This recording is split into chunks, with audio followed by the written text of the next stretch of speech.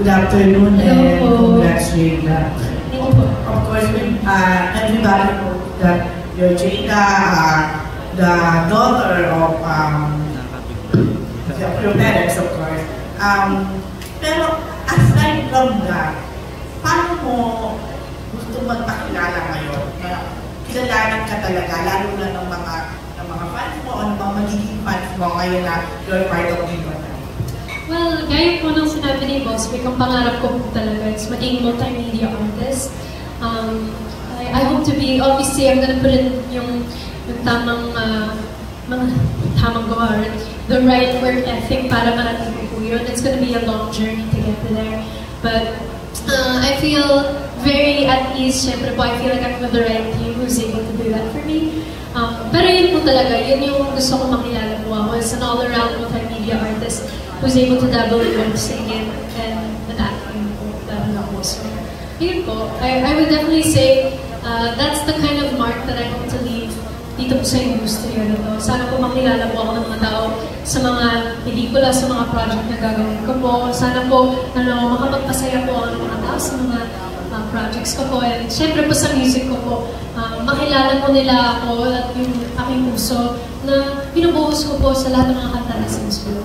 So, na-mention mo na you like rom-com. yes. Right now kasi napaka-hit ng Oceana Section E, di ba? Are you aware of that? And anong impression mo doon if ever you will be given a chance na mga ganong genre rin? O napag-usapan yung ba ito nila Boss Big o Boss BR?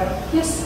Well, like I definitely heard of Oceana Section E, and complete props to the whole cast of that show, syempre to Viva, to Studio Viva. And ako talaga kasi I'm a fan of yung mga Wattpad adaptations. So I think that's one of my favorite types of projects that Viva does. So I'm very excited po na hopefully sana po magampanan po yung mga ganun po na roles.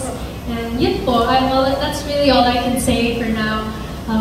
I think those are the kind of projects that I definitely gravitate to. So, okay. So, syempre ngayon may Andres and acting, mga ganyan. Pero sabi niya, umiikot lang naman ang mga team up, di ba? Given a chance na kayo ni Andres naman ang pag-partner, lalo na pareho kayong mga anak ng mga celebrities. Are you open to that idea and ang sasabi mo?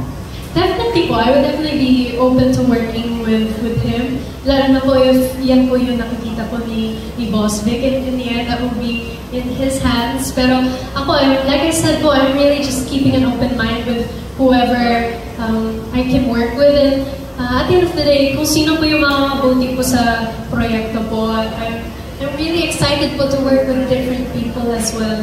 And really expand and learn more from different people bilang artista po. So yun, I'm definitely open to working with him. Okay, my last question. Kasi you've been in the industry na rin naman and you had your share of mga comments na rin from mga netizens, alam ko, medyo napapasok ka na rin in the past, kahit pa paano, you had your share. So, ano yung pinaka-medyo grabe na may iyak ka na ba? Or dumating ka rin ba sa point na parang, or mom and dad, parang I don't like you na, parang I want another career, or ibang, ano naman, mundo? Siguro po, I mean, through the years, sa dami po ng mga natanggap ko din na mga bashing. Kasama po talaga siya. Yun po yung na-appreciate ko din po sa magulang ko po is nung ako po, nag-decision din po ako na gusto kong pumasok sa show business. Sinabi na talaga nila sa akin na handa ka na ba na sa walang katapusang pagpapatunay ng sarili mo, tsaka yun nga na open ka na ba sa magiging kahit anong tanggap po sa inyo ng publiko. So, ayun po, I was definitely ready for it and to an extent. Pero syempre tao lang po ako, there are certain things na saktan din po ako, pero hindi naman po ako masyadong hinaan ng loob or napanghinaan ng loob. Kasi maganda po ang support system ko po. Basta ang sa akin, ang turo ko sa akin ng tatay ko, there's no substitute for hard work. So, as long as wala naman po akong inaapakan ng tao through what I do, all I can say is tuloy lang po talaga ako.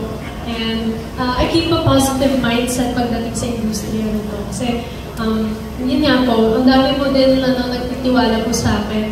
And mas mabigat po yung opinion po nila kasi sa mga ibang sinasabi ng mga bashers sa mga. That's good. Okay, thank you, Jay. To our friends in the media, maraming salamat for being here this afternoon, for sharing this momentous occasion for us.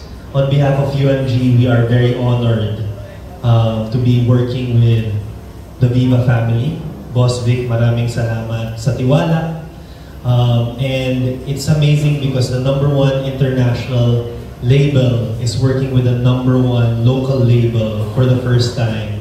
And needless to say, the biggest media company also. So we're very excited because Jada, ang aming alaga, ang pagtutuunan namin pareho ng pansin kasi pareho kaming nagtitiwala sa talent ni Jada, and we're very excited for this journey of Jada at sa marami pang pagsasamahan ng UMG at ng Viva.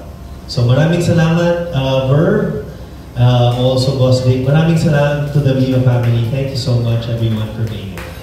And to close our program, may please call on Verb Del Rosario, President of Viva Records, for a closing word. Thank you, Enzo, sa tiwala for partnering with Jada with us. It's been a long time coming. We're very excited really to work with you. Ako, I've been a fan of you since sa UMG ka pa. Fan of the music. So hopefully we get to work more with you. Thank you, thank you. And thank you so much everyone joining us here on our live stream, for joining us this afternoon. Guys, don't forget to watch out for Jada's exciting projects with Viva. Stay tuned for our official social media pages for updates. Guys, don't forget to follow our Facebook, facebook.com/Viva Artist Agency.